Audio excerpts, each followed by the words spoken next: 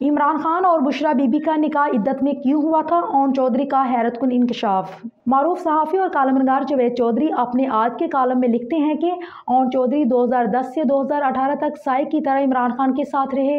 ये रात के वक्त उन्हें मिलने वाले आखिरी और सुबह मुलाकात करने वाले पहले शख्स होते थे। चनाचे ये इमरान खान की ज़िंदगी के अहम तरीन दौर के अहम तरीन शाहिद हैं।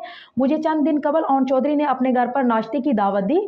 मैं 2 घंटे उनके साथ बैठा रहा और मैंने उनसे जो कुछ पूछा उन्होंने मुझे बिला झिझक बता दिया। मैंने सबसे पहले उनसे रेहाम खान के बारे में पूछा।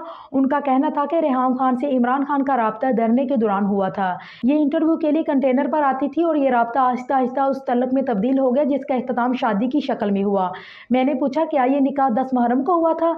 ये बोले ये खबर गलत है, रेहाम से इमरान खान का निकाह 5 मुहर्रम को हुआ था और हमने ये खुफिया रखा था। रेहाम खान ने निकाह पर किसी किस्म की कोई शर्त नहीं रखी थी।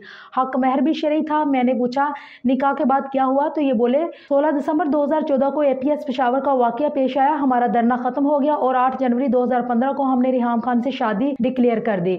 मीडिया ने एपीएस के वाकये और खान की शादी को एक साथ चलाकर हमारी मत मार दी, लेकिन खान साहिब इन बातों से नहीं घबराते। रेहाम खान बनी गाला आ गई और उसने घर संभाल लिया, लेकिन फिर दोनों के दरमियान झगड़े शुरू हो गए। खान साहब ने उन्हें तलाक की ईमेल कर दी और बार बार कहते थे कि ये मैंने क्या किया, उसके 3 बच्चे हैं, अब उसका क्या बनेगा, मैंने बुरा किया और हम उन्हें तसल्ली देते रहे, लेकिन उनकी परेशानी बढ़ती चली गई। मैं डर गया और ज़्यादातर उनके साथ रहने लगा।